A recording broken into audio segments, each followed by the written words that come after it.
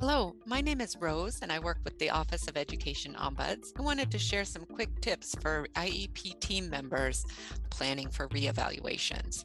So if you're a member of an IEP team, get a copy of the current IEP out, get out your own calendar where you set yourself reminders, and pull up the school calendar if you want to be able to check some of those key dates. If a 3-year reevaluation date is coming up soon, some reminders to check in ahead and plan for that. Another thing to check and plan ahead for are reevaluations. Reevaluations should occur at least every 3 years. They can happen more often if a parent or teacher requests it, but at least every 3 years. So look back again at the cover page for your child's IEP.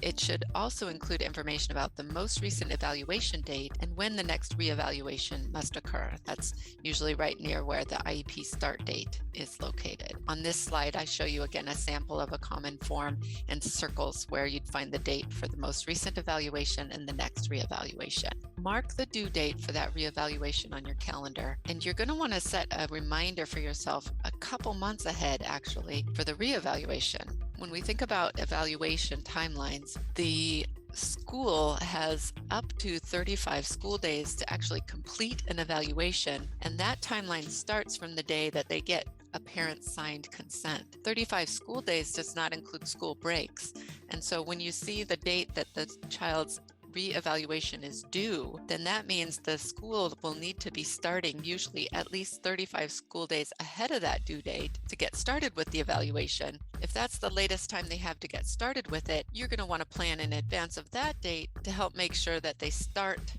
with a solid plan to cover all of the key areas in that reeval. Check the reeval date, count back 35 school days, and then give yourself about a month ahead of that time to get started in conversations with your child's team about planning for the reeval. When you're planning for the reevaluation, one of the key things you want to make sure happens is that all areas of concern that are relevant are going to be included in that 3-year reeval. A first step is to pick up and look at the most recent evaluation report. If you're coming up on 3 years, that will have been a few years ago that you got it. So if you don't have a current copy, don't hesitate to ask. You can ask the IEP case manager. They may be able to give it to you or check in with someone who can. Take a look at that most recent evaluation report. What areas were included in that last evaluation? At this stage, check in with your child, check in with their teachers, others who work with them. Think about what you've been seeing and consider, are there any new areas of concern that you think should be looked at in this upcoming reevaluation? Again, you should be able to see in that most recent evaluation report all of the different areas that were looked at. That might be academics, social emotional, communication, fine motor, gross motor, all those different areas. And you can see what was looked at last time and think about what you think is critical to be looked at in this reeval. Then reach out, find out who's going to be in charge of leading up the reevaluation and get in touch with that person.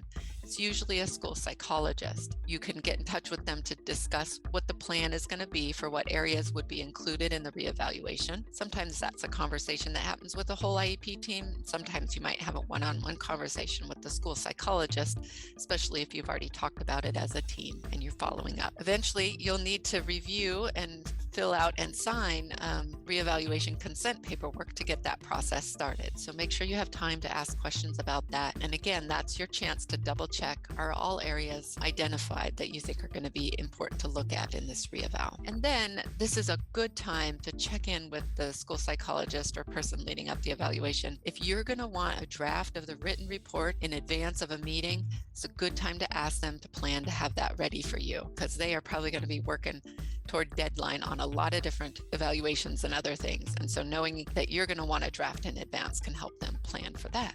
Questions? Contact OEO on our website at www.oeo.wa.gov/en or via email at oeoinfo@gov.wa.gov.